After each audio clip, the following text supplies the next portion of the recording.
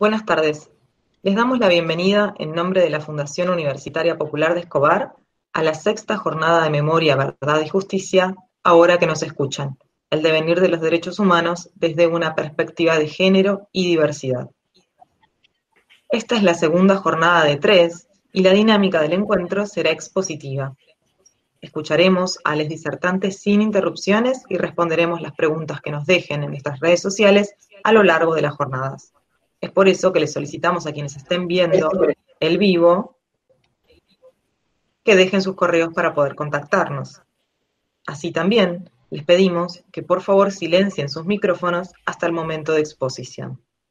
Este año ha sido un año muy duro para todos a nivel planetario, pero para la Fundación Universitaria Popular de Escobar ha representado un gran crecimiento, porque hemos ingresado a la Red Latinoamericana y Caribeña de Educación en Derechos Humanos.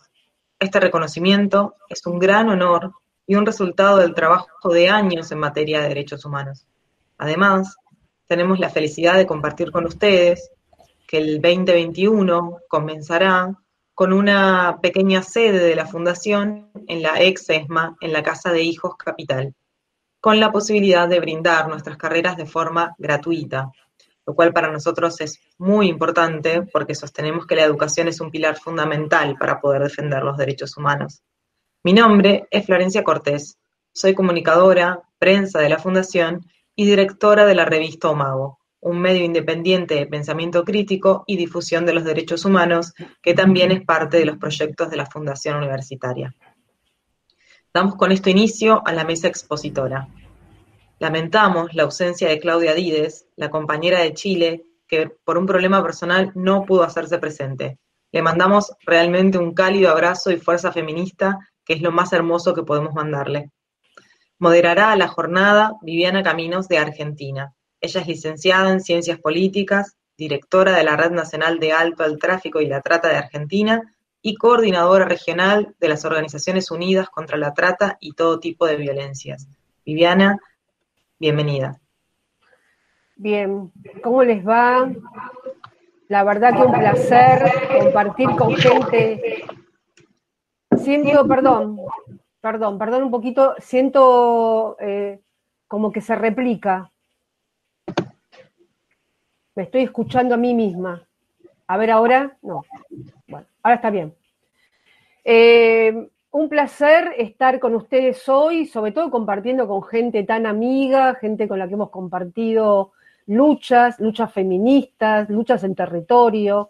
Así que, bueno, muy contenta. En principio, lo que quería es contarles un poquito esta organización que presido, que se llama Red Alto al Tráfico y la Trata y que ya tiene 14 años de existencia.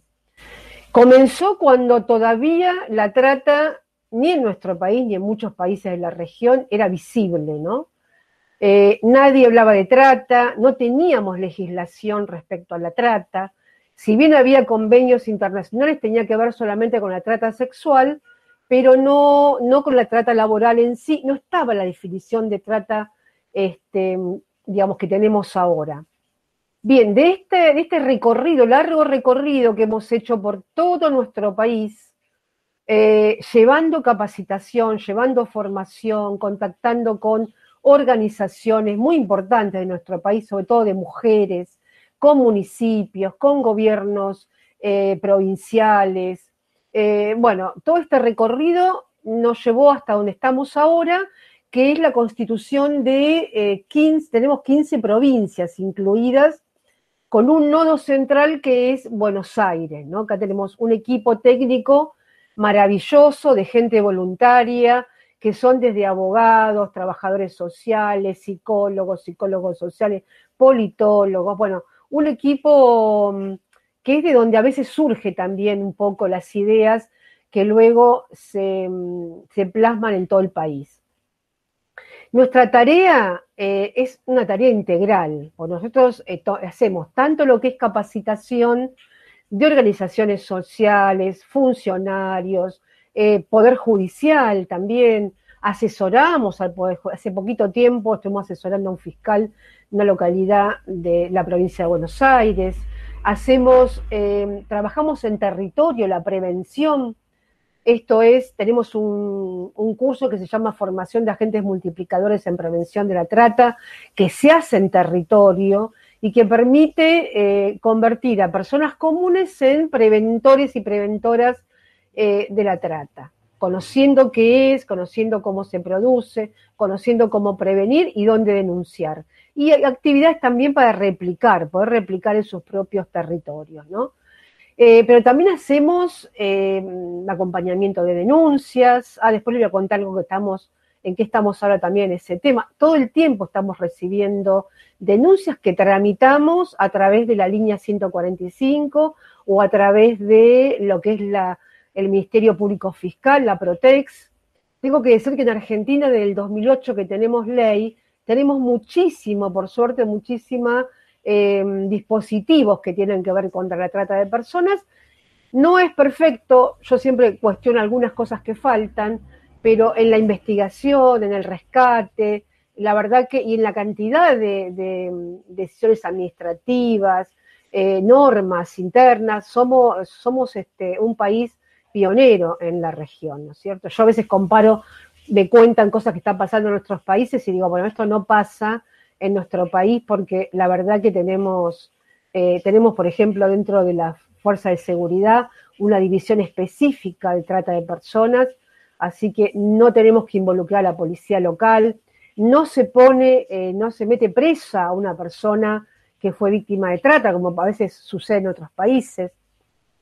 Hacemos también, la asistencia, durante mucho tiempo hicimos asistencia a víctimas, no es que no seguimos haciendo, porque hay provincias en las cuales, si bien por un protocolo único que tenemos en nuestro país, debería existir un programa o un equipo de asistencia a víctimas de trata, no siempre esto existe, y si existió, tal vez el cambio de gobierno hizo que desapareciera.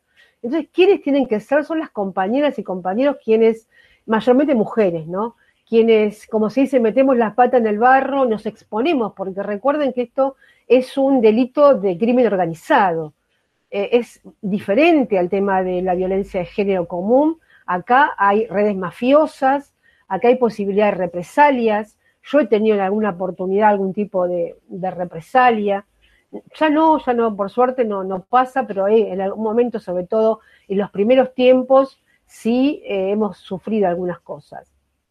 Pero articulamos con el Estado porque consideramos que el Estado es quien tiene la responsabilidad primaria de lo que es la protección, la investigación y la asistencia a las víctimas, que no puede culminar con el rescate, sino que tiene que culminar cuando la víctima está en condiciones de poder reinsertarse a la sociedad, con trabajo, con vivienda, etcétera, ¿no? En esto estamos. Y hacemos mucho lo que se llama incidencia, ¿no? Esto es incidir en las políticas públicas, incidir en las normas para mejorar todo lo que tiene que ver con la lucha contra la trata de personas. Compañeras maravillosas tenemos en todo el país. Una es Graciela Gómez, que es rectora de esta fundación. Ella es parte de la RAR y con ella hicimos un montón de cosas. Así que bueno, no quiero dejar esto no es un trabajo personal, es un trabajo en red, que no, digamos, sin este trabajo en red no hubiera sido posible que hubiéramos podido sobrevivir estos 14 años prácticamente sin ningún tipo de financiamiento, porque somos todas voluntarias y voluntarios, el financiamiento que hemos tenido ha sido muy mínimo. Bueno, terminado mi presentación, quería un poco referirme al tema que hoy nos convoca, ¿no? Y a la alegría de contar hoy con compañías latinoamericanas, con un trabajo muy importante en sus países, y quiero referirme un poco al feminismo latinoamericano. El feminismo latinoamericano, nuestro feminismo, tiene características propias. Las mujeres en América llevamos décadas constituyéndonos como una de las fuerzas sociales más importantes y en la última década, sobre todo en la última década, el feminismo ha ganado una fuerza impresionante, exigiendo el fin de la violencia machista, la legalización del aborto y la transformación social. En estos momentos, por ejemplo, en nuestro país, exactamente a partir del día de ayer, se está produciendo un enorme y maravilloso debate. A veces nos da bronca las cosas que se dicen, bueno, pero es por el derecho al aborto legal, seguro y gratuito que esperemos sea ley. La performance, acá tenemos una compañera que no pudo estar de Chile, pero la performance, por ejemplo, chilena, Un violador en tu camino, que nació justamente en Chile, con la frase, ustedes recordarán, y la culpa no era mía, ni dónde estaba, ni cómo vestía, recorrió el mundo. Nuestro feminismo latinoamericano recorrió el mundo. Miles de mujeres lo fueron replicando en sus países, adaptándola a sus distintas realidades. Por ejemplo, en la India fue contra el sistema de castas patriarcal. Si pensamos en Turquía, las mujeres lo cantaron en el Parlamento en protesta por la represión policial de una marcha feminista. Sabemos que hoy mueren muchas mujeres kurdas, ¿no?, en Turquía. En México, bueno, aquí tenemos la compañía mexicana y argentina, reclamaron por los femicidios, la terrible cantidad de femicidios que lloramos las mujeres todos los años, y también por la despenalización del aborto. Las hondureñas acusaron al narcoestado, las boricuas desafiaron a la iglesia a golpe de cadera con su perreo combativo. Y no fue el único himno internacional histórico del movimiento feminista. Por ejemplo, ahora que estamos en Argentina, la frase anticonceptivos para no abortar, aborto legal para no morir, es otro de esos himnos. Y esta es la fuerza increíble de nuestro movimiento. Esta fuerza que la gente que viene del exterior se asombra. Este año, antes de la pandemia, vino una voluntaria italiana y la llevamos a la marcha el 8 de marzo y estaba fascinada porque decía, esto no pasa en Europa. Este movimiento, estas miles de mujeres cantando, abrazadas, reclamando, esto no pasa en otros países, ¿no?, en otros lugares, en otras regiones por lo menos. Y en este contexto, el movimiento feminista en América Latina se ha destacado por su gran capacidad de convocatoria y articulación, teniendo un papel notable en las protestas de los últimos años. Y creo que ha sido uno de los movimientos de vanguardia más contestatarios, casi el único, ¿no?, que tenemos. Sin embargo, las feministas latinoamericanas no tienen una única agenda, ni siquiera se consideran un único movimiento. Se habla de los feminismos latinoamericanos. No hay un solo feminismo y esto sabemos que tenemos un montón de discusiones al interior de estos feminismos latinoamericanos. Y por último, nuestros feminismos también tienen sus mártires. Y yo quiero nombrar algunas de ellas. No voy a nombrar a todas porque, bueno, son muchísimas. Pero elegí algunas para nombrar. Quiero nombrar, por ejemplo, a Emilce Mayoma de Colombia. Quiero nombrar a Shirley Montoya de Honduras. Quiero nombrar a Miriam Rodríguez Martínez de México. Una película, ¿no? Quiero nombrar a Laura Vázquez Pineda de Guatemala, a nuestra querida Berta Cáceres de Honduras y por último a también nuestra querida Michelle Franco de Brasil. Tenemos muchísimas mártires. Son nuestras mártires que, yo siempre digo, esta cuestión que a veces las mujeres como colectivo estamos también atravesadas por el patriarcado. Entonces cuando se dicen no somos feministas, yo les contesto, devuelvan la tarjeta de crédito, devuelvan sus privilegios, porque estas mujeres que nombré y muchas más dieron sus vidas, estas y muchísimas más también anteriormente, para que hoy las mujeres, si bien todavía no hemos logrado lo que queremos, lo que anhelamos, para que haya igualdad, porque todavía cuando miramos la estructura de los parlamentos, cuando miramos la estructura de las universidades, de los credos, de las empresas, de los sindicatos, vemos varones. Somos muy poquitas las mujeres que logramos atravesar esa barrera, ¿no?, que tiene que ver con el poder. El poder sigue siendo masculino. Bueno, No quiero extenderme más, quiero escuchar a las compañeras que hoy están presentes, que seguramente van a tener mucho para dar. Yo voy a moderar igual, después tal vez podamos ir viendo algunas preguntas, algunos puntos que hayan quedado de esto que ellas van a exponer. Bueno, ahora quien vamos a tener el gusto de escuchar es a la doctora y máster Alba Carocio de Venezuela. Bienvenida, Alba Carocio, Argentina.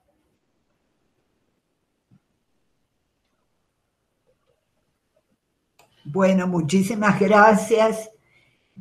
Bueno, estoy impresionada, muy, muy contenta de estar aquí con ustedes. Bueno, me parece que el grupo de Escobar y el trabajo que están haciendo de derechos humanos es extremadamente respetable, es algo muy comprometido y bueno, me siento muy orgullosa de estar aquí con ustedes y de poder compartir algo. También todo lo que expuso Viviana con respecto a la trata, que en este momento, por ejemplo, en Venezuela está haciendo estragos, ¿no? Por situaciones muy propias de la situación de crisis, ¿no es cierto?, en la que estamos viviendo en Venezuela.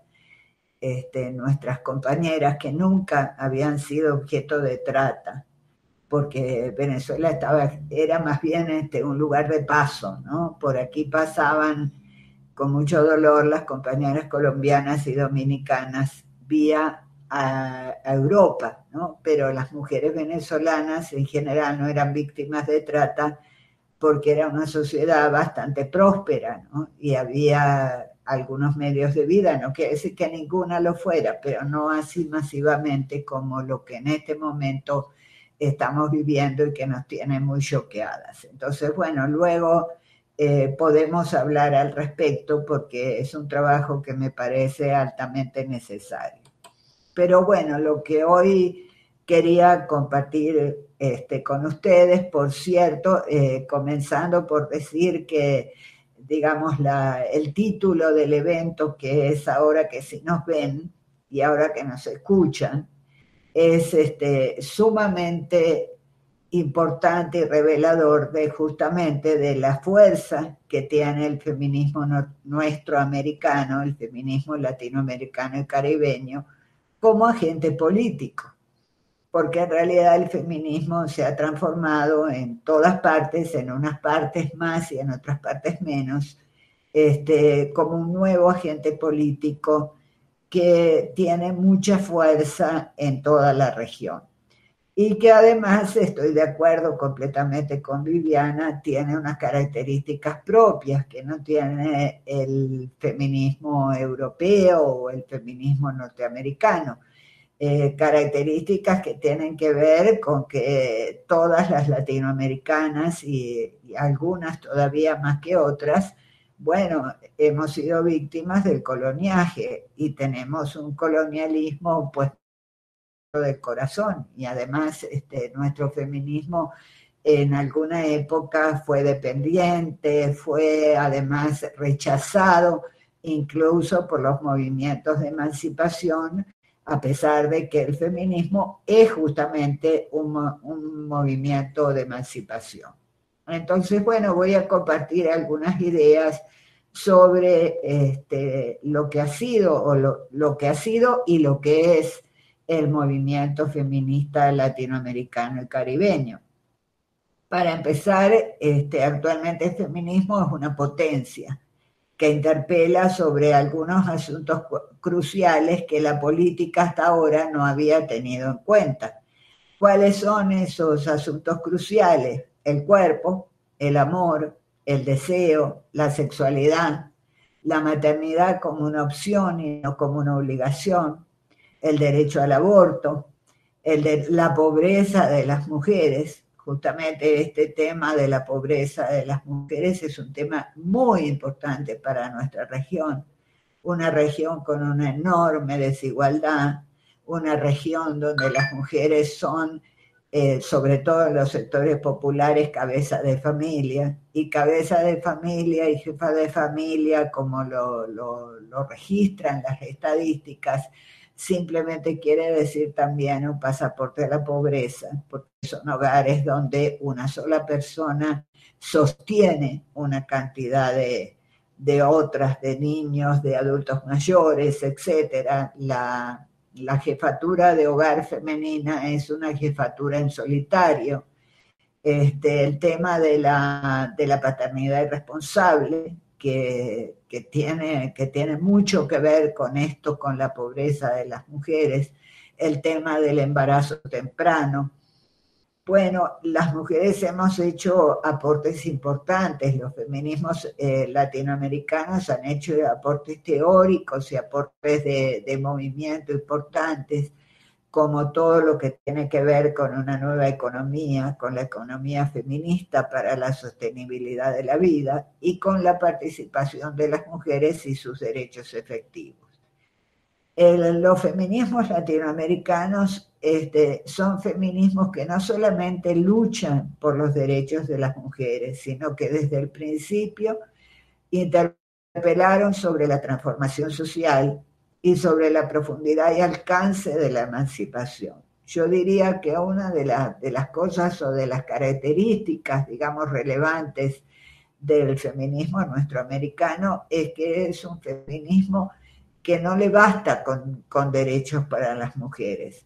El feminismo latinoamericano quiere una transformación radical de toda la sociedad y a ello apuesta.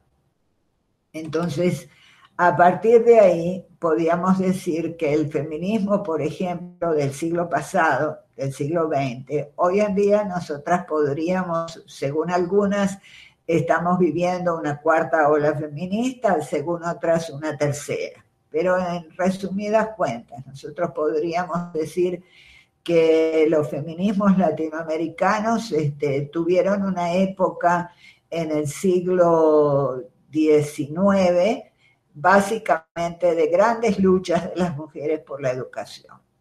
Es lo que algunas compañeras, como por ejemplo Francesca Gargalo, llaman el feminismo educacionista. ¿No es cierto? En América Latina hubo de lucharse mucho porque las niñas fueran educadas. Y esto tuvo que hacerse porque, bueno, después de haber trabajado, de haber participado en las luchas por la emancipación, cuando se establecieron las naciones, todas nuestras naciones, que además se establecieron separadamente y eso les dio una importante debilidad, cuando se establecieron las naciones, eran naciones con recursos escasos. Y nuestros emancipadores, los libertadores, tuvieron que seleccionar y sostenían que no era necesario educar a las niñas porque las niñas tenían como función principal la maternidad. Entonces, que para eso no se necesitaba demasiada educación. De manera que hubo que dar una lucha muy, muy importante para que las niñas, para que hubiera escuelas para niñas. Y nunca las escuelas para niñas, que en ese momento la educación era separada, nunca las escuelas para niñas lograron ser tantas y con tanta fuerza como fueron las escuelas para varones, porque en las escuelas para varones, de una manera o de otra, se educaba la clase dirigente. En las escuelas para niñas no se educaba la clase dirigente. Por otra parte, mientras tanto, en el río de la América profunda, que es la América indígena, la América afro, la América de la pobreza, las mujeres continuaban trabajando como lavanderas, como cigarreras, por ejemplo, eran todas las que estaban trabajando en la industria del tabaco, y así nos llega los comienzos del siglo XX y también las mujeres nos organizamos para luchar por el derecho al voto.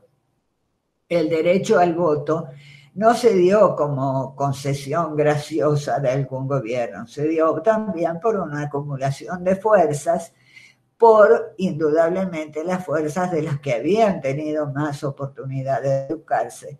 Pero hay una cosa que yo quiero rescatar, es que junto con la lucha por el derecho al voto, se dio la lucha por los derechos laborales de las mujeres. O sea que ese otro río de las mujeres pobres, que eran muchísimas más, ¿no es cierto?, que las mujeres que habían tenido oportunidad de educarse, también se miró por el derecho de las mujeres. Y ahí comienza la lucha, por ejemplo, por introducir en las leyes del trabajo la protección a la maternidad, ¿no es cierto? Cosa que sigue siendo hasta el día de hoy una piedra de tranca, ¿no? Nosotras tuvimos la oportunidad como organización, la organización en donde yo milito, que es la Araña Feminista, tuvimos la oportunidad de discutir tan recientemente como en el 2016 una nueva ley del trabajo, que fue un legado que quiso dejar Chávez a la sociedad venezolana. Y aún allí tuvimos muchas dificultades para que se incorporaran algunos derechos que nosotros considerábamos importantísimos, como ser la ampliación del pre y postnatal y el derecho de los compañeros, de los padres, a tener también un permiso. Eso no fue posible, tienen apenas un permiso simbólico. Es decir, que todavía los derechos laborales de las mujeres tienen mucho por trabajar, ¿no? Hay mucho que trabajar a ese respecto. Pero bueno, nosotros haciendo una extensión, porque haciendo una extensión, digamos, o pasando rápidamente desde esa primera ola que podríamos decir de movimiento feminista latinoamericano que también recorrió toda América Latina buscando el derecho al voto y los derechos laborales, bueno, luego que se dio el derecho al voto parecía que todo estaba conseguido. Sin embargo, no fue así. Yo, por ejemplo, pertenezco o digamos, me formé como feminista en los años 70 y 80. Es decir, cuando comienza a tratarse el problema de la sexualidad, cuando descubrimos que en los grupos de izquierda, bueno, a la hora de la militancia resulta ser que estaban las largas discusiones y había que levantarse en algún momento y comer algo, tomar algo, y por supuesto todas las miradas nos miraban a las mujeres y, bueno, chicas, es hora de comer, etcétera, etcétera. O sea que empezamos a entender cómo paralelamente a la opresión de clase había una opresión de género y empezamos a trabajar sobre eso. Ese feminismo de los años 70 fue un feminismo radical, fue un feminismo vocinglero, fue un feminismo de muchas mujeres de izquierda. Por ejemplo, en este momento quisiera recordar, como Viviana recordó las mártires del feminismo. Bueno, yo quiero recordar una de las primeras mártires, que fue Alaide Fopa. Alaide Fopa fue una guatemalteca, fundadora de la revista FEM, de la icónica revista FEM que se publicaba en México, en Ciudad México, y que fue desaparecida cuando viajó de regreso a Guatemala a buscar a sus hijos que también estaban desaparecidos. Entonces, bueno, las mártires del feminismo tienen una prosapia y una raíz bastante antigua, yo diría. Seguramente hay otras antes, pero bueno, la que me viene en este momento a la mente es Alaide Fopa. Entonces, en ese momento, ¿no es cierto?, del feminismo de los años 70 y 80, que era un feminismo todavía pequeño, ¿no es cierto? Y que era un feminismo por supuesto, que todavía no estaba como metido en lo que hoy llamamos el feminismo popular. Nosotros podríamos decir que en esa época el movimiento de mujeres en los años 70 y 80 tenía tres vertientes principales, ¿no es cierto? La vertiente feminista propiamente dicha, que cuestionaba fuertemente la situación de las mujeres y la extendía para cambiar las condiciones de exclusión y de subordinación en el ámbito público y privado. Es desde allí cuando comienza a cuestionarse el ámbito privado, cuando comenzamos a trabajar sobre la mecánica del poder que se da al interior, ¿no es cierto?, de las relaciones interpersonales, al interior de las familias, cuando descubrimos cuando empezamos a trabajar el concepto de patriarcado. Pero también, paralelamente a esto, estaba la vertiente de las mujeres urbano-populares que comenzaban a actuar en el espacio público a través de los roles tradicionales que todavía existen, estos movimientos, buscando atender sus necesidades prácticas. Y a partir de allí confrontar su papel social y ampliar sus contenidos. Una de las características que ha tenido, diría yo, el feminismo y el movimiento de mujeres latinoamericanos ha sido su trabajo constante en los barrios, su trabajo constante en las zonas populares, porque son las mujeres las grandes gestoras de la cotidianidad en los barrios populares. Entonces, bueno, las mujeres urbanos populares comenzaron a organizarse en los años 80 simplemente para atender los graves problemas de desigualdad y los graves problemas de cotidianidad que existen en las zonas populares, que si no hay agua, que si no hay comida, que si se caen los ranchos, que si no hay cloacas, en fin, los 1500 problemas que conforman la vida de la pobreza. En ese camino nos fuimos encontrando las llamadas feministas, digamos, más teóricas, más radicales, que trabajábamos todo este tema de la sexualidad con las mujeres de los sectores urbano-populares. Y ahí se va produciendo una primera confluencia. Hay una tercera vertiente que viene desde esa época, que es la vertiente de las mujeres adscritas a espacios más formales, a espacios tradicionales de participación política, bien sean las que estaban adscritas a los partidos políticos o bien sean las pocas que estaban adscritas a los espacios sindicales, ¿no es cierto? Y que también, bueno, hay un texto muy famoso de la feminista chilena, que plantea justamente ese desencuentro inicial que hubo entre las mujeres que estaban en la práctica política y las mujeres que estaban en la práctica feminista, pero que sin embargo poco a poco fuimos confluyendo, y yo creo que hoy en día justamente lo original del feminismo latinoamericano es una confluencia entre las diferentes vertientes de lo que algunas llaman el movimiento de mujeres, pero que en realidad son diferentes formas de feminismo. Las que están en la política, las que están en la academia, las que están en los movimientos sociales, las que están en los movimientos populares. ¿Por qué? Porque, bueno, lo que se cuestiona es una relación política que se da en la cotidianidad, que se da en el día a día.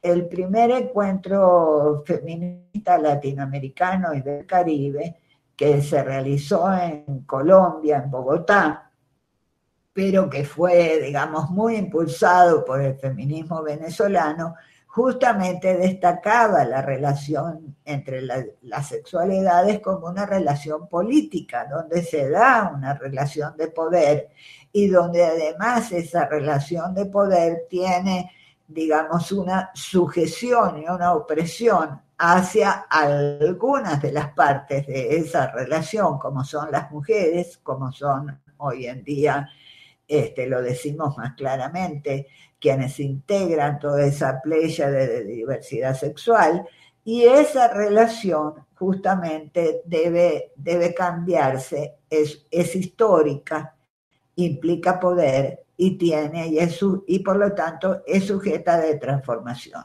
Así decían las feministas latinoamericanas y del Caribe reunidas en Bogotá en 1981. Entonces, bueno, poco a poco fue creciendo. Justamente en ese encuentro, y eso es siempre importante recordarlo, en el 81 es cuando el feminismo latinoamericano llama la atención sobre la violencia contra las mujeres. Y se establece el 27 de noviembre digamos, por sugerencia, por indicación de las compañeras feministas de República Dominicana, porque habían matado recientemente a las hermanas Mirabal, que son otras de las mártires feministas importantes, ¿no es cierto? Las 3 hermanas Mirabal que fueron muertas a palos por la dictadura de Trujillo. Entonces, en honor a las hermanas Mirabal es que se establece el Día de la No Violencia contra las Mujeres y comienza a trabajarse el tema de la violencia contra las mujeres. Sin embargo, bueno, como siempre que Naciones Unidas ve algo interesante, importante, bueno, es a partir también de un impulso importante de las Naciones Unidas, es un aliado que toman el Día de la No Violencia contra la Mujer, un poco institucionalmente, pero que bueno, eso tiene también un valor.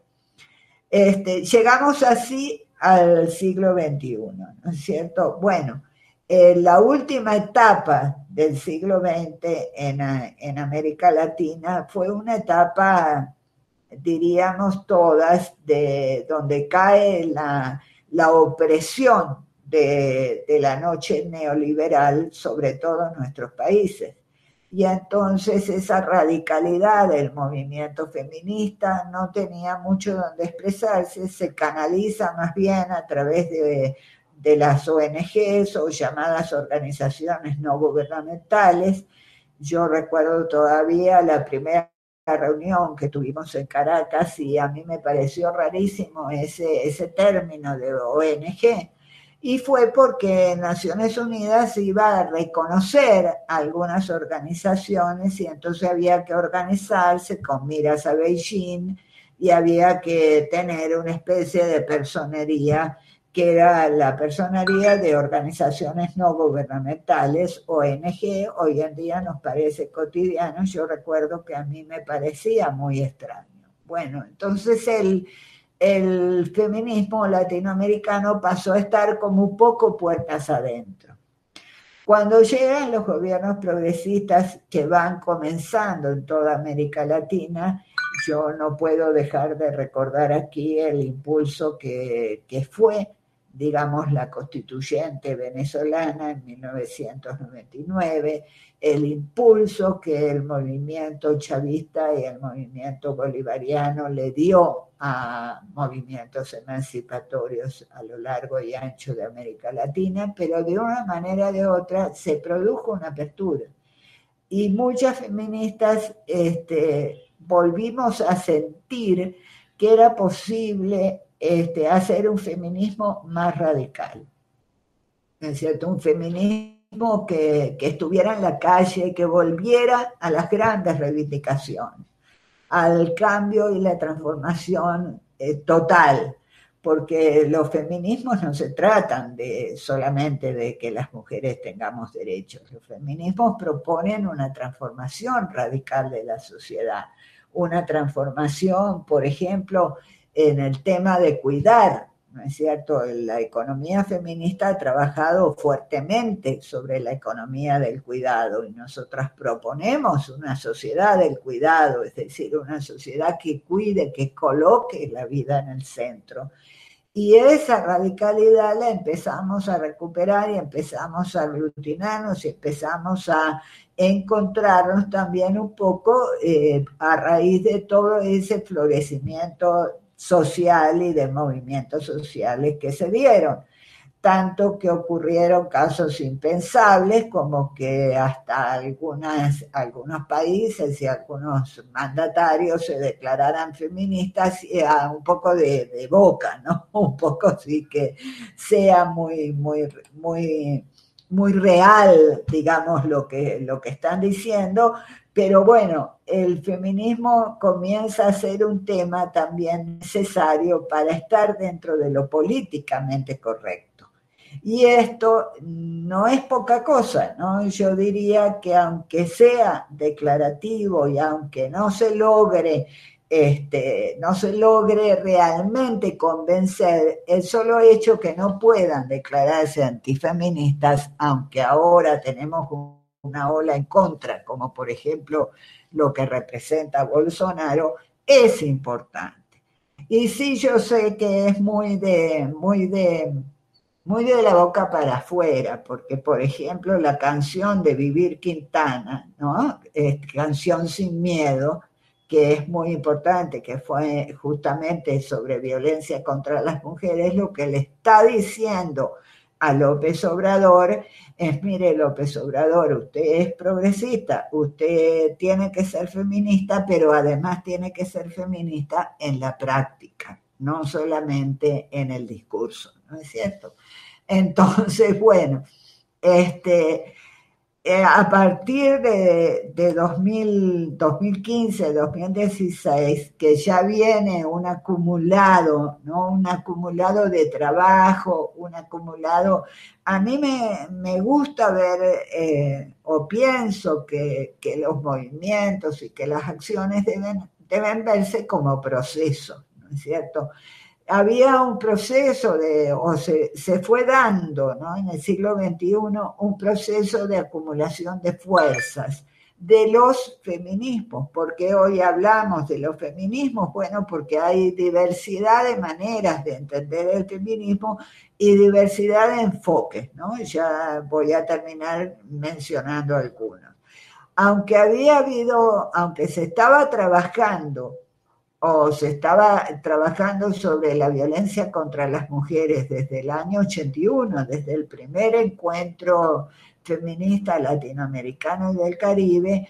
Bueno, a las mujeres siempre todo nos cuesta mucho y pasan muchos años hasta que se junta la fuerza necesaria para llenar las calles, como efectivamente se llenaron en nuestros países latinoamericanos, en los 8 de marzo, en el Día de la No Violencia contra las Mujeres, en la Argentina, con el fenómeno de, digamos, la posibilidad de que haya una ley de despenalización del aborto, de legalización del aborto.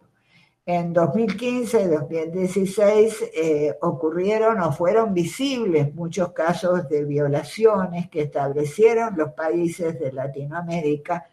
Por ejemplo, en la Argentina, el caso de la muchacha de 16 años que fue drogada, violada, torturada.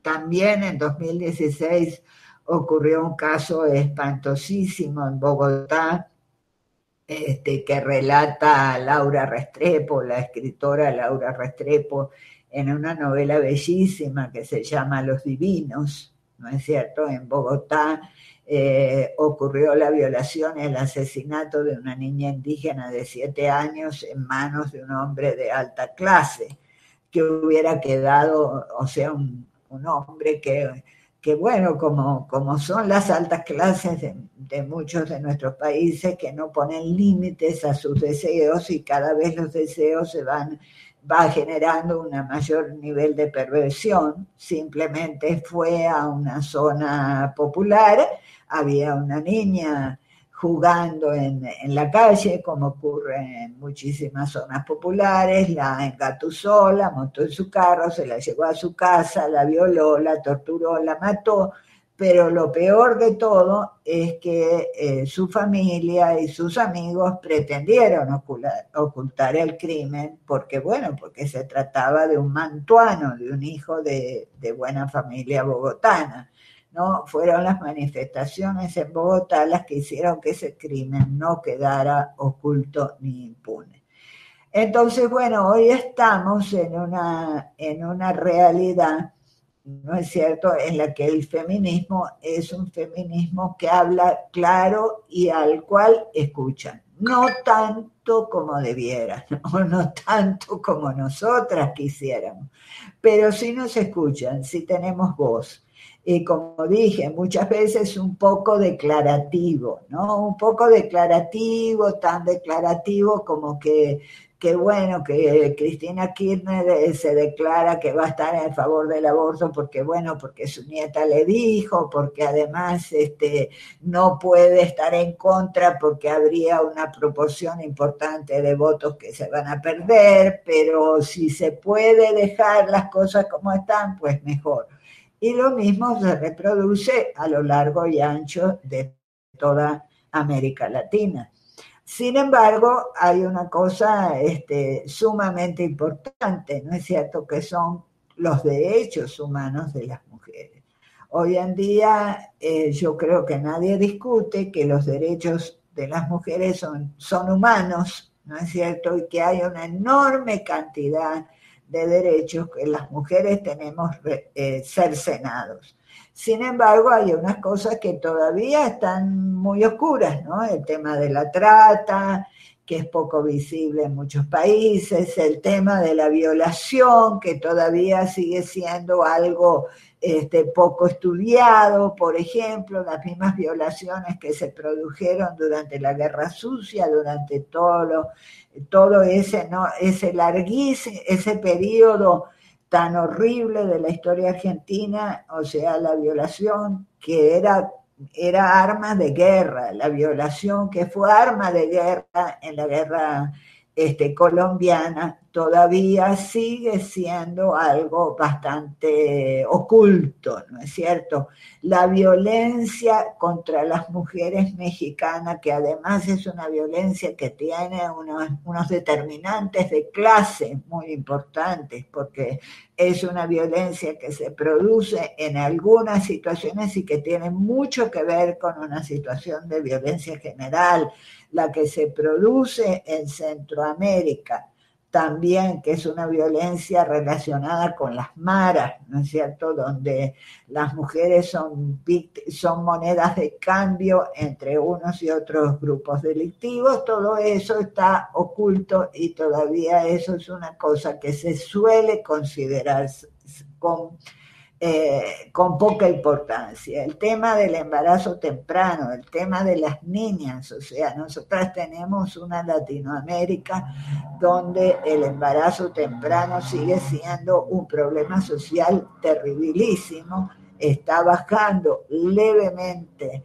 el embarazo entre 15 y 19 años, pero está subiendo el embarazo de las niñas menores de 15 años, ¿no es cierto? Y todo eso significa violación, ¿no es cierto? Todos esos embarazos, por ejemplo, en Venezuela nacen más de 5.000 niños de madres menores de 15 años. Quiere decir que son aproximadamente 5.000 y pico de violaciones y más otras que no llegan a embarazo.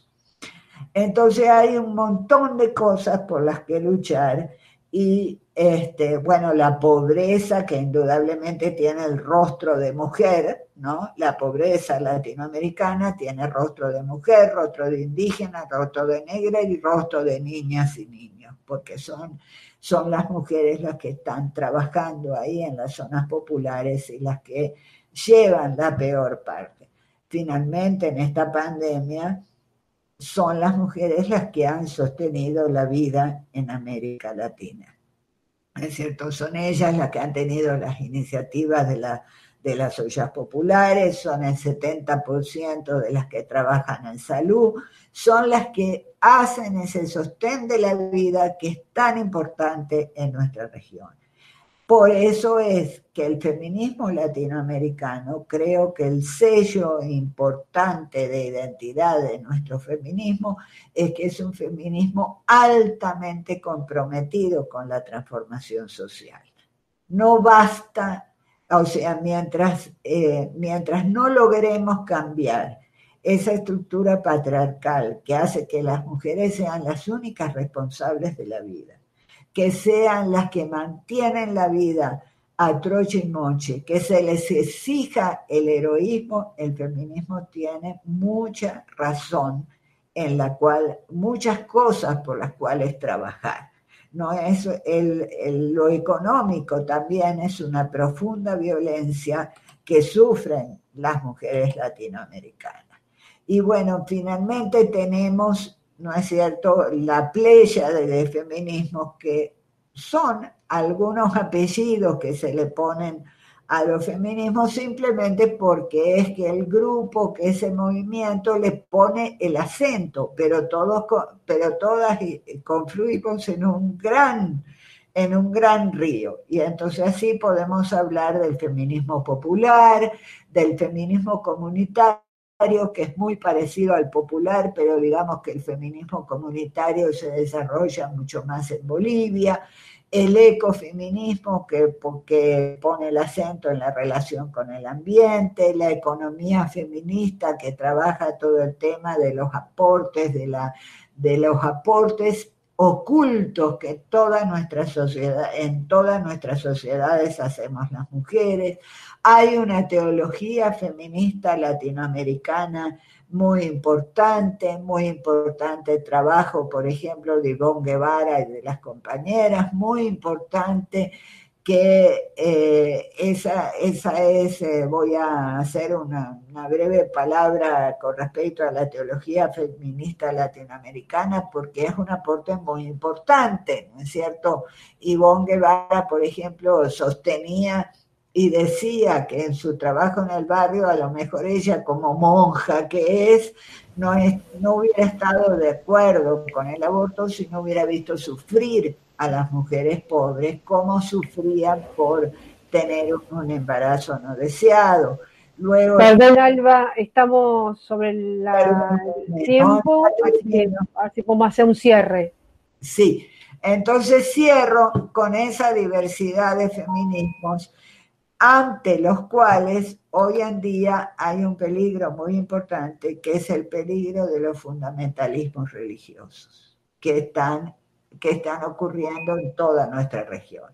Entonces, simplemente cierro con esto. Tenemos un feminismo fuerte y cada vez hay que fortalecerlo más porque hay que salirle al paso a todo ese conjunto, digamos, que también se está rearmando en la región, de quienes están en contra de derechos, pero sobre todo están en contra de la emancipación. Muchas gracias. Bueno, muchas gracias, Alba. La verdad que hiciste en poquito tiempo un recorrido inmenso de toda la historia del feminismo latinoamericano. Yo quiero, antes de darle la palabra a nuestra compañera de México, tomar algunas cosas que yo anoté de lo que vos dijiste, algunas frases que me quedaron. El feminismo como un nuevo agente político. Esto es muy importante, ¿no? Esta cuestión de que el feminismo se ha constituido realmente en un nuevo agente político. La característica del feminismo latinoamericano es que quiere una transformación radical de la sociedad, dijiste vos. Luego, bueno, esta cuestión que cada logro, cada avance de derechos nuestros fue una historia de luchas. Ningún derecho se consiguió que alguien haya cedido ese derecho, sino que fue realmente una historia de luchas. A ver, tenía algo más acá para anotar porque estuve anotando. Y bueno, que lo definiste como una confluencia entre las diferentes vertientes del movimiento de mujeres, pero que son diferentes formas del feminismo, ¿no? Son distintas formas del feminismo que van confluyendo en este feminismo actual que tenemos en la actualidad. Bueno, Alba, muchas gracias y ahora le cedo la palabra a Florencia que va a presentar a la próxima expositora. Gracias.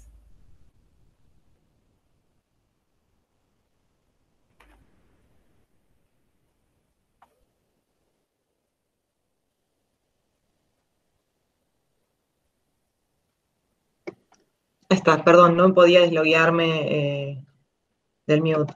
Quiero presentar a la doctora María Guadalupe Ramos Ponce. Ella es una compañera de México, es abogada feminista, tiene una maestría en Administración de la Justicia y Seguridad Pública por la Universidad de Guadalajara y estamos más que orgullosos de tenerte entre nosotros. Bienvenida a nuestras jornadas. Gracias por participar en Ahora que nos escuchan. No, al contrario, el gusto es mío. Es una alegría inmensa estar acá compartiendo con todas ustedes, escucharlas con mucha atención, estos recuentos que hace la colega sobre los feminismos nuestroamericanos. Bueno, el tiempo se pasó porque estábamos emocionadas, ¿no? También. Y bueno, yo preparé algunas reflexiones para compartir con ustedes. Yo, por supuesto, que agradezco la invitación que me realiza la Fundación Universitaria Popular de Escobar para compartir estas reflexiones feministas de memoria, de verdad y de justicia. Ningún país puede aspirar a ser una sociedad plenamente democrática mientras persista la desigualdad, la discriminación y la violencia contra las mujeres. Para la violencia patriarcal no hay nada mejor que una justicia patriarcal. Siempre funcionó así. Es decir, una sociedad que tiene su sustento en una estructura y en un sistema de dominación hegemónica, androcéntrica, se ocupó de dividir funcionalmente los espacios destinados a los hombres, y por supuesto, para ellos, el espacio del ejercicio del poder, y los espacios destinados para las mujeres en el ámbito doméstico y privado. Históricamente así funcionó la sociedad heteropatriarcal, como una sociedad binaria, hombre-mujer, en donde el modelo de referencia se encontraba en el varón. En este modelo de referencia se va a sustentar también los orígenes de las violencias contra las mujeres. Cuando yo hablo de los feminicidios y de la violencia contra las mujeres, les explico que esta tiene dos elementos fundamentales que le dan soporte. Son estructurales y son sistémicas. Esta violencia, la violencia feminicida, es estructural y es sistémica. ¿A qué me refiero con eso? Hay toda una estructura y todo un sistema que promueve, permite, genera violencia contra las mujeres, ¿no? Este sistema patriarcal que está además sustentado en todas esas estructuras que históricamente le han dado forma, ¿no? El derecho, la familia, la educación, el sistema de justicia, por supuesto, es decir, y todos estos con una mirada androcentrista, con un sustento patriarcal. Por eso yo les digo que si de verdad queremos hacer transformaciones profundas, pues debemos de empezar a despatriarcalizar todo, despatriarcalizar el derecho, despatriarcalizar la educación, despatriarcalizar la familia, etcétera. Esto quiere decir que toda esta estructura y sistema que promueven, permite, generar la violencia contra las mujeres, pues bueno, ahora tenemos que cambiarle esa mirada. ¿Por qué ha fallado entonces el Estado en brindar seguridad y garantizar el derecho de las mujeres a una vida libre de violencia? Porque precisamente las respuestas del Estado no han sido ni estructurales ni sistémicas. Es decir, la respuesta no ha sido del mismo tamaño que el problema. Y no solo ha fallado en prevenir, atender, sancionar y erradicar las violencias contra las mujeres, sino que por el contrario, el neoliberalismo genera nuevas formas de violencia patriarcal contra las mujeres. Es decir, el neoliberalismo sitúa a las mujeres a la defensiva y en los últimos años en nuestra América Latina y el Caribe en resistencia. La violencia contra las mujeres ha transitado de estar legitimada social y normativamente por el Estado a deslegitimarse gracias al movimiento feminista y al movimiento amplio de mujeres, quienes han logrado transitar en los últimos años en procesos complicados de deslegitimación para sancionarla primero como violencia doméstica y violencia intrafamiliar y llegar a visibilizarla como violencia de género, violencia machista, violencia patriarcal, violencia contra las mujeres, feminicidio, etcétera. Casi todos los estudios sobre violencia patriarcal miran los efectos y es muy importante que la reflexión también vaya a las raíces de esa violencia patriarcal que, como lo dije anteriormente, es estructural y es sistémica. La violencia contra las mujeres es una problemática social y global. Ninguna sociedad se escapa de las violencias machistas. Es en las relaciones de pareja heterosexual en donde se ha situado tradicionalmente la violencia machista. Sin embargo, la violencia patriarcal se extiende a todos los espacios en que los hombres tienen un ejercicio de poder. La violencia patriarcal o violencia de género no se agota en las agresiones físicas o en las relaciones de pareja. La violencia patriarcal se extiende a lo largo de la vida de las niñas y de las mujeres de diferentes maneras. El acoso, el hostigamiento, la violencia sexual, la violencia física, la violencia patrimonial, la económica, psicológica y, por supuesto, el feminicidio. De hecho, tanto el acoso sexual como el hostigamiento sexual han tenido esa función histórica de desalentar la presencia de las mujeres en el ámbito público. Es decir, el acoso callejero ha tenido la función de ahuyentar a las mujeres de las calles y el hostigamiento ha tenido la función de ahuyentar a las mujeres de los espacios educativos y laborales. Eso pretende desalentar la presencia de esos espacios que tradicionalmente fueron pensados, concebidos, creados para los hombres. La violencia masculina se extiende a todos los espacios en que los hombres tienen una posición de poder, una posición de hegemonía, y entre mayor es el poder, mayores posibilidades de un ejercicio de violencia explícita o no. En las recientes elecciones en México, por ejemplo, nos estrenamos en la paridad. Nosotros estábamos muy contentas, ¿no? Por la paridad como principio obligatorio constitucional que señala y obliga a los partidos políticos a la inclusión de las mujeres en las candidaturas en un 50%. Esto permitió, por supuesto, que la mayoría de los congresos legislativos del país, comenzando incluso por el Congreso de la Unión, es decir, a nivel federal, se lograra casi la paridad legislativa. Sin embargo, esto llevó a violencias políticas nunca antes vistas, incluyendo el asesinato de varias candidatas.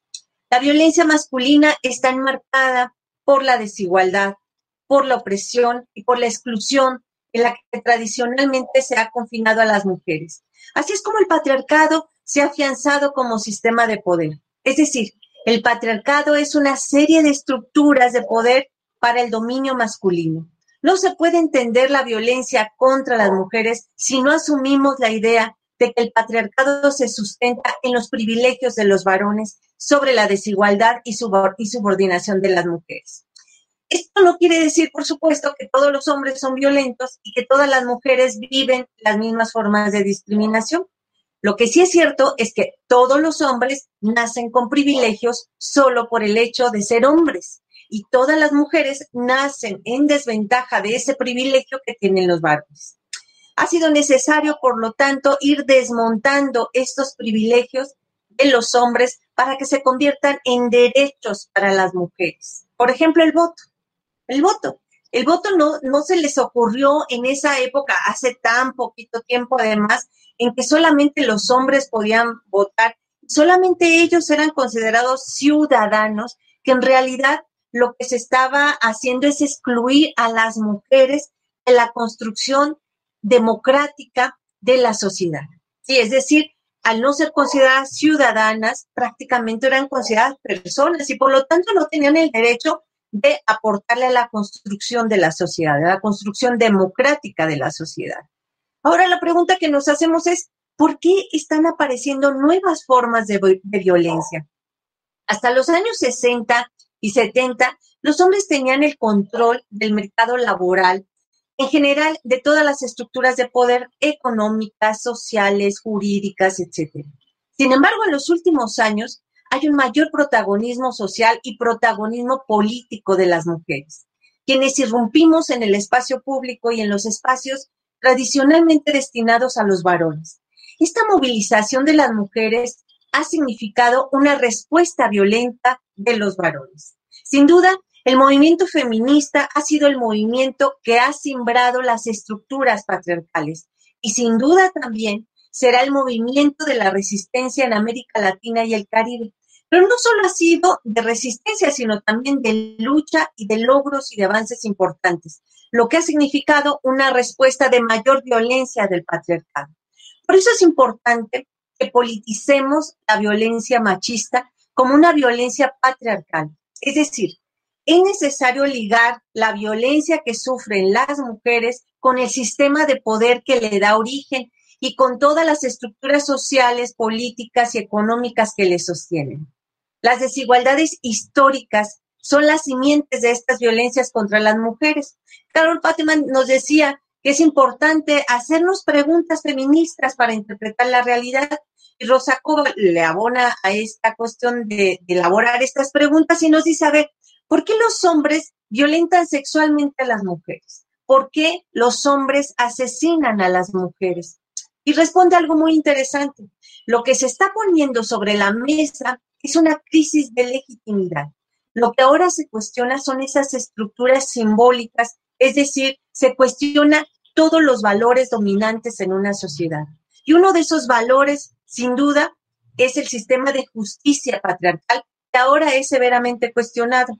En los años recientes se ha visibilizado la violencia que ejerce el patriarcado, ya no solo en el ámbito doméstico, sino en todos los ámbitos de la vida. Las violencias expuestas en las denuncias masivas del Me Too o del Yo sí te creo han tenido un hilo común internacional. Esta violencia no es evidentemente algo nuevo, pero nunca tantas mujeres se han visto reconocidas en el acoso y en el abuso interiorizado y sobre todo silenciado en la sociedad. Es decir, estamos en una nueva etapa de las violencias y de la visibilidad de esas violencias. Este ha sido el cometido de las masivas manifestaciones del 8 de marzo, la Marcha de las Mujeres y las grandes manifestaciones del 28 de septiembre por la despenalización del aborto en toda América Latina y el Caribe, y del 25 de noviembre, Día Internacional por la Eliminación de las Violencias contra las Mujeres. Esta nueva etapa de los feminismos nuestroamericanos que se han ido consolidando en los últimos años tienen también como elementos definitorios la visibilización de las violencias sexuales y de los silencios y complicidades sociales. Y por otro lado, la reivindicación de la paridad real y de la igualdad efectiva, sobre todo en el ámbito económico y salarial. Una lucha por la paridad que viene de la mano de un mayor recrudecimiento de la violencia contra las mujeres. La violencia patriarcal se recrudece y se sustenta en la pérdida de control de los varones sobre el cuerpo y sobre la vida de las mujeres. Un sistema que está construido sobre la posición de poder y de hegemonía social, económica y política de los hombres, es generador de violencia contra las mujeres que irrumpen y transgreden esa estructura de poder. Es decir, llegar al espacio público, político y económico ha significado a las mujeres el ejercicio de las violencias en su contra. El acoso y el hostigamiento han servido para inhibir la presencia de las mujeres en ese espacio público y en el espacio educativo y laboral. Y las nuevas formas de violencia, que no son otra cosa que las viejas violencias resignificadas en su máxima expresión, que es el feminicidio. No se puede entender las nuevas violencias sin mirar las crisis del contrato social y del contrato sexual, según Carol Pateman y Rosa Cobo también. El contrato social de Rousseau que destina a las mujeres al ámbito privado, a los hombres al ámbito público, y el contrato sexual que establece el matrimonio heterosexual y la exclusividad de una mujer para con un hombre. Es decir, las estructuras materiales y simbólicas son fuente inagotable de violencia contra las mujeres. Eso ha sido la heterosexualidad obligatoria como estructura simbólica de poder del sistema patriarcal. Es una violencia instrumental que tiene como objetivo producir mecanismos de control social para que las mujeres no nos movamos de aquellas estructuras que socialmente se nos han asignado. Una de estas asignaciones es ser mujer heterosexual. Por eso es que una de las mayores violencias que van a vivir las mujeres es la renuncia a la heterosexualidad. No hay mayor revolución que una mujer se ame a sí misma y que ame a otras mujeres. La primera gran revolución es la de amarnos a nosotras mismas, El sistema capitalista no liberal convierte a las mujeres en sus principales enemigas, de sí mismas, las obliga a odiarse, a no quererse, convierte el cuerpo de las mujeres en un campo de batalla. Las mujeres deben ser blanquitas, flaquitas, sin pelos, etcétera. Ese es el primer paso para que nos odiemos, para que odiemos nuestro cuerpo, que justifiquemos el tratar de ajustarlo a estas medidas impuestas, por supuesto, ejerciendo violencia nosotras mismas sobre nuestro propio cuerpo, ¿sí? Es decir, el siguiente paso es justificar las violencias que otros ejercen sobre nuestros cuerpos y nuestras vidas. Una de las mayores violencias que viven las mujeres es cuando tratan de tomar decisiones sobre su cuerpo y sobre su vida. El derecho a decidir de las mujeres es el derecho a ejercer la plena ciudadanía. Es decir, las mujeres no podemos ser ciudadanas si no tenemos la posibilidad de tomar decisiones sobre nuestro cuerpo y sobre nuestra vida. Tener el control sobre nuestro cuerpo y sobre nuestra vida simbra a las estructuras del poder patriarcal. La gran revolución que asestará un golpe definitivo a las estructuras patriarcales será cuando las mujeres podamos tomar decisiones sobre nuestro cuerpo y sobre nuestra vida, y cuando las mujeres nos liberemos de los miedos que nos oprimen y hagamos que el miedo cambie de bando. Y aquí les traigo a ustedes una reflexión de una compañera feminista, antropóloga del Ecuador, Gabriela Bernal, quien escribió lo siguiente acerca del miedo. No hay violencia más maquillada, más sutil y perversa que la enseñanza del miedo. Encubierto de seguridad, de protección, de cobijo, de certezas, el peor enemigo de nosotras, las mujeres, es el miedo. El miedo que atenta contra los sueños, contra las preguntas, contra el deseo. El miedo que socava cualquier posibilidad de autonomía. Miedo a salir sola. Miedo a hablar en voz alta y en público. Miedo a mostrar amor. Miedo a la soledad. Miedo a mirar con la frente alta un horizonte ancho, pero no ajeno. Miedo a descubrir el cuerpo. Miedo a descubrir los otros cuerpos. Miedo a ir a otra ciudad, viajar sola y mirar otras formas de vivir. Miedo a lo que los demás van a pensar si nos descubren riendo a solas, conversando con un hombre que no es el novio o el marido. Miedo a no ser lo suficientemente buenas para un trabajo o para establecer una relación que valga la pena ser vivida. ¿Cómo aprendimos a tener tanto miedo? ¿Cómo es que el miedo se ha vuelto nuestra segunda piel? Como si del vientre de nuestras madres hubiésemos llegado recubiertas de miedo y no con los ojos curiosos, los oídos atentos y la boca llena de sonidos. Aprendemos el miedo con el cuerpo femenino que explora y es sancionado con buenas costumbres. Las niñas no se trepan a los árboles, no salen a jugar a la calle. Aprendemos el miedo con el cuerpo, que no cabe en las medidas ideales y que se quedará abandonado como prenda con falla a la espera de un comprador que no alcance a notar las deficiencias. Las mujercitas tienen que estar bonitas. Pero también aprendemos el miedo con los cuentos de princesas que esperan encerradas e inútiles en un castillo prisión, sin aventurarse jamás más allá de los límites, sin atreverse a explorar el bosque, porque serán devoradas por ogros, lobos y cuanto malvado ser cabe en la imaginación. Aprendemos el miedo con la trampa de la desolación, como si la soledad no fuese la primera y única condición para el verdadero encuentro con una misma y con las otras, con los otros. ¿Cuánta violencia hay en cada amenaza? No hay ejercicio más brutal de la violencia que la amenaza, porque está destinada a minar la confianza en nosotras, en las y en los otros. El dolor del golpe pasará, la herida sanará, pero el miedo, la amenaza se adentran en el cuerpo, en el corazón, en la cabeza, con el solo objetivo de paralizarnos, como si estuviéramos totalmente indefensas, como si no pudiéramos cambiar el rumbo de las cosas, como si la única forma de estar seguras fuera la obediencia y la caza, como si no nos hubieran parido para la aventura, como si no pudiéramos sacar las uñas para defendernos, como si no pudiésemos levantarnos tras la caída.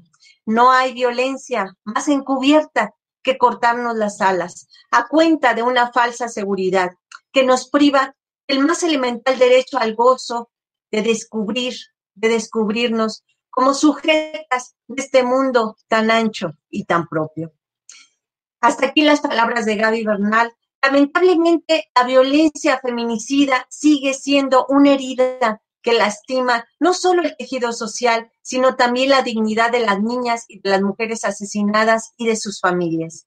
La desaparición, la trata, los feminicidios son instrumentos represivos que afectan a las mujeres en toda la sociedad.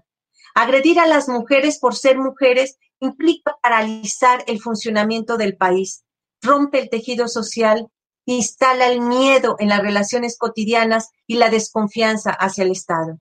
Por eso es que la memoria es un acto político de resistencia. La construcción colectiva de la memoria nos lleva a la exigencia de verdad y de justicia, pero sobre todo una lucha colectiva contra la impunidad y contra el olvido. Retomando a Eduardo Galeano, en el desigual combate contra el miedo, en ese combate que cada quien libra cada día, ¿qué sería de nosotras, de nosotros, sin la memoria de la dignidad? Este no es el fin del camino, es el inicio.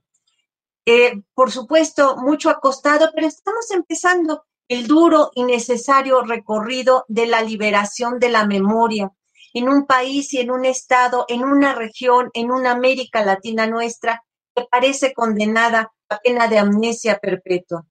Desde aquí les comparto la esperanza de que más temprano que tarde habrá memoria y habrá justicia, porque la historia nos enseña que la memoria puede ser sobrevivir porfiadamente a todas las prisiones, y enseña que la justicia puede ser más fuerte que el miedo cuando la gente ayuda a recordar. Y ahora que nos escuchan, las feministas alzamos la voz más fuerte para hacer que el miedo cambie de bando, para simbrar las estructuras patriarcales y lograr que más temprano que tarde las niñas y las mujeres en América Latina y el Caribe volverán, por supuesto, a salir a las calles sin miedo y con la esperanza de tener asegurada una vida libre de violencia. Hasta aquí mi comentario. Muchísimas gracias.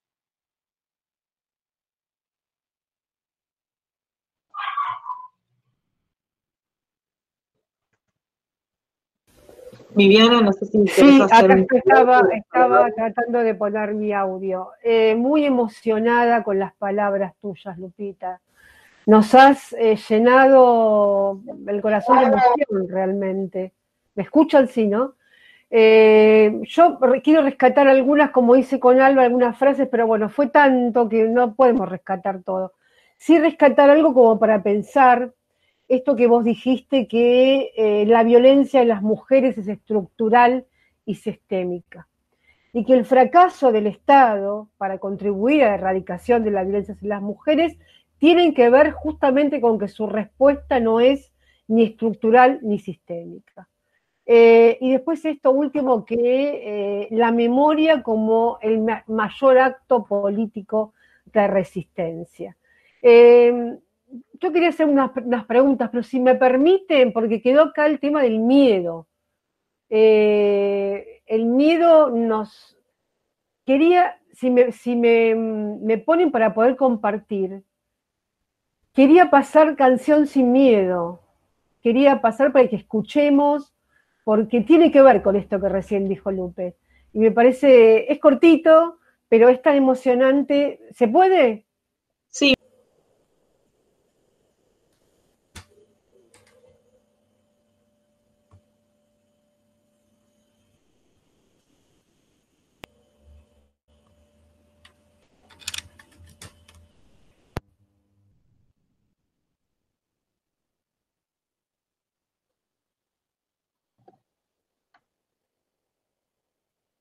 Gracias, Viviana. Fue como un cierre súper emotivo. Sí.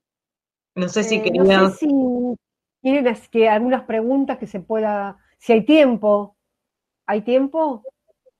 Hay un poquito tiempo, por ahí podríamos hacerle una pregunta a cada una, solo una, Eso. como una para no pregunta. extendernos demasiado y también hacer un cierre adecuado al tiempo que pensamos. Yo para Alba lo que quería preguntarle es este debate, que es su posición, es difícil la pregunta, de este debate, por lo menos en Argentina es un debate muy fuerte respecto al sujeto político del feminismo. Hay muchos debates, muchas discusiones, a veces muy agresivas, con mucha violencia, que se están dando al respecto si existe un sujeto político del feminismo y en todo caso, ¿cuál sería el sujeto político del feminismo? Mira, yo sé que hay una polémica muy grande. Nosotras aquí en Venezuela no la hemos tenido tan dura. Hemos cobijado, vamos a decir así, a los compañeros y compañeras de la diversidad sexual dentro del feminismo. Pero sí es cierto, yo voy a decir mi manera de entenderlo, ¿no es cierto? Es decir, el feminismo sí le abrió caminos a la diversidad sexual. Lo que no me parece a mí es que la diversidad sexual, digamos, ahora borre, ¿no? Hay un movimiento por el borrado en contra del borrado de las mujeres. Por ejemplo, no he leído con profundidad la demanda que se le hizo a la compañera española Lidia Falcón. Lidia es una mujer de muchísimos años de trayectoria dentro de los feminismos emancipadores. Incluso ella fue del Partido Comunista, después se salió, creó el movimiento, bueno, etcétera, etcétera. Lo que me refiero es que a mí me resulta a veces un poco difícil, es decir, por ejemplo, cuando solamente usamos la E, ¿no es cierto? Les niñas. Bueno, coño, la verdad verdadera es que las mujeres trabajamos muchos años para que las niñas fueran nombradas, que haya una A. Entonces, bueno, me parecería muy bien que fueran las niñas, los niños y las niñas. Me parece perfecto. Lo que no me parece es que les niñas borren a las niñas. Es decir, yo creo que los sujetos políticos se tienen que agregar. No quiere decir que porque surge un nuevo sujeto político, el sujeto político anterior desaparece, ¿no? Las mujeres seguimos existiendo. Y en nuestra América hay que contar que hay unos grandes dolores, unos grandes, muy grandes dolores y unas grandes, muy grandes injusticias que sufren las mujeres heterosexuales. ¿Cómo no? ¿O acaso qué pasa con las 5.000 niñas venezolanas que dieron a luz, con las 100.000, 120.000 jóvenes venezolanas que dieron también a luz? Es decir, eso hay que visibilizarlo y hay que seguirlo visibilizando. Y las mujeres pobres con 7, 8 hijos, bueno, cuando yo veía, por ejemplo, cuando yo veía lo que pasó en la pandemia en la Argentina, ¿no? Y las imágenes nomás de los barrios con falta de agua, con toda la extensión del virus en las zonas de las urbanizaciones, de los barrios más populares, de las villas miserias, perdón, barrio le decimos en Venezuela a las villas miserias. Cuando se ve eso, se ve la cara, el rostro de las mujeres. Entonces, ese sujeto político nosotros no lo podemos perder. Viene otro sujeto político maravilloso. Si tenemos más sujetos políticos, bueno, va a ser mucho mejor. Yo no creo en un sujeto político único, pero también defiendo con mucha fuerza que las mujeres como tal, como sujeto político, esos rostros de las mujeres indígenas, de las negras, de las pobres, no pueden desaparecer. Son Perfecto. muchísimas todavía. Muy claro, Alba, muy claro. La misma pregunta para Lupe ahora. Me parece que es una pregunta que como que es importante como para poder también escuchar la opinión de Lupe. Claro, bueno, yo en realidad coincido plenamente con lo que señala Alba, ¿no? Yo creo que además eso tendrá que ser objeto de una reflexión profunda de todo, o sea que es más parecido el tema central de nuestras reflexiones de este día, pero pueden ser reflexiones en cualquier otro momento. Está revisando y analizando lo que desde distintos lugares en nuestra América Latina y el Caribe se está discutiendo desde abajo, ¿no? Es decir, no desde la academia, no desde una reflexión academicista, sino desde el cuerpo y la vida de las niñas y de las mujeres, incluyendo, por supuesto, a las niñas y a las mujeres trans también, ¿no? Entonces, a mí me parece, hay dos vertientes de discusión muy amplias, hay desde quienes señalan que hay como toda una estrategia a nivel mundial de borramiento de las mujeres, ¿no? Y que va desde este lenguaje, desde este lenguaje que otra vez nos vuelve a invisibilizar a una serie de prácticas que pueden ser incluso violatorias a los derechos humanos de las niñas y de los niños, ¿no? A partir de las infancias trans y de todo lo que se está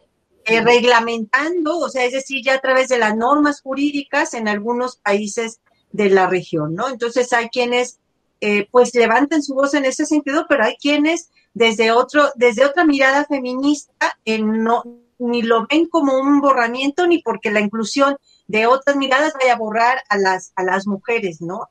Y además se asume dentro de esa corriente feminista como una corriente incluyente, no separatista, etcétera, también con una serie de análisis y de discusiones respecto del porqué de esta inclusión con una mirada, por supuesto, de respeto a los derechos humanos, ¿no? Entonces, pues bueno, yo soy coincidente, yo en este momento yo no asumiría personalmente una postura de exclusión de ninguna manera, ¿no? No, por supuesto. Y de pensar que el sujeto político del feminismo solamente tiene que ser desde lo biológico y desde alguien que tiene vulva y que tiene vagina, ¿no? Entonces, y además, por otra parte, pues hay toda la interseccionalidad de las exclusiones y de las discriminaciones, ¿no? Es decir, no hay un solo tipo de mujer, sino hay una serie de niñas y de mujeres a las que nos atraviesan, dada nuestra condición de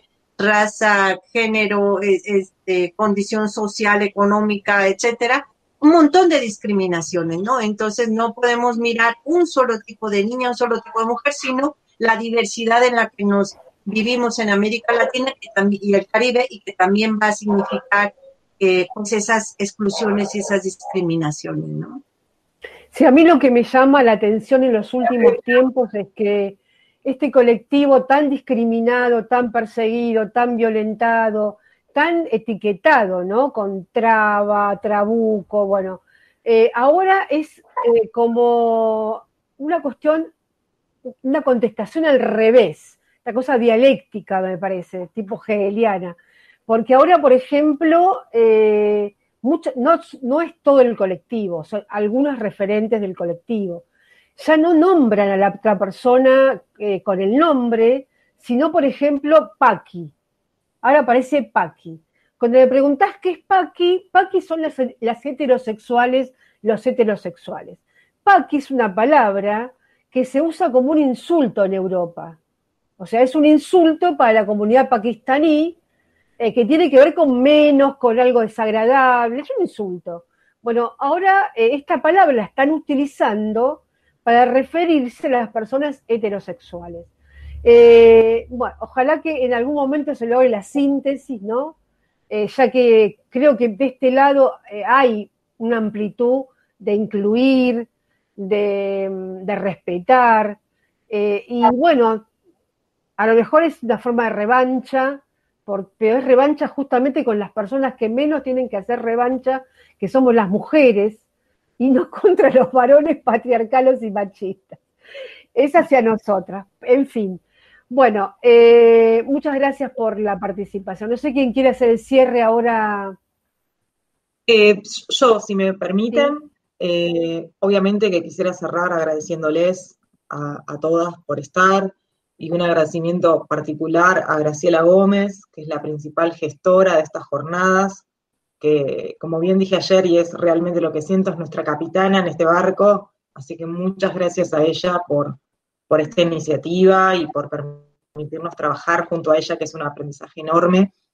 Y quiero contarles que desde la Fundación Universitaria Popular de Escobar creemos profundamente en que la educación es un pilar fundamental para defender y promover los derechos humanos. Es por eso que pensamos e ideamos diplomaturas con temas específicos que abordan los derechos humanos, los conflictos de territorio, los derechos de las mujeres y las disidencias, de las cuales Graciela Gómez es la directora de la Diplomatura de Políticas de Género, el empoderamiento de la economía popular y la gran experiencia de la Tupac Amaru como caso testigo de los frutos del trabajo colectivo. Así que si quieren conocernos un poco más y conocer un poco la iniciativa de nuestra fundación, pueden hacerlo en www.fupe-medioedu.org o en nuestras redes sociales. Y además, contarles que la realización de esta jornada es gracias a la Fundación Universitaria Popular de Escobar, pero también es gracias a todas las entidades que apoyan nuestra iniciativa.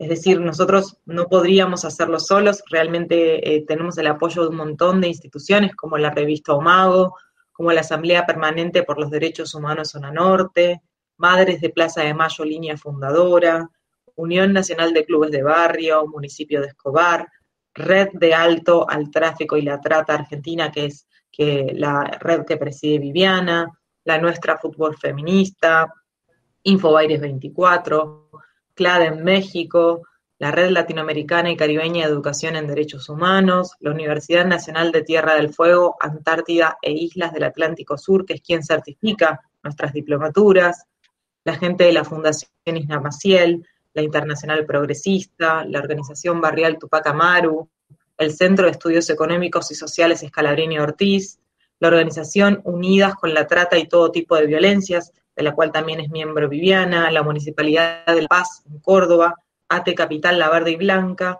el Observatorio de Derechos Humanos del Senado y SADOP Capital. A todos, todas y todos ellos, muchas gracias por acompañarnos. Nos encontramos nuevamente mañana a las 18 horas para la tercera edición de estas jornadas por la memoria, verdad y justicia, ahora que nos escuchan, el devenir de los derechos humanos desde una perspectiva de género. El encuentro de mañana será Palabra, Cultura y Diversidad por una sociedad del goce y la autonomía. Así que muchas gracias a todas por estar acá, muchas gracias a la gente que estuvo conectada en nuestras redes sociales, que fue mucha, por suerte. Quisiera contarles que nosotros abrimos la posibilidad de consultas, así que si llegáramos a tener preguntas para ustedes, se las haremos llegar en la semana. Muchas gracias a todas, a todes y a todos. Nos vemos mañana a 18 horas. Libertad, Milagro Sala. Gracias. Un gusto. Mañana Milagro, gracias. por suerte mañana Milagro será una de las disertantes, así que sí. Chau, gracias a todos. Chao, chao.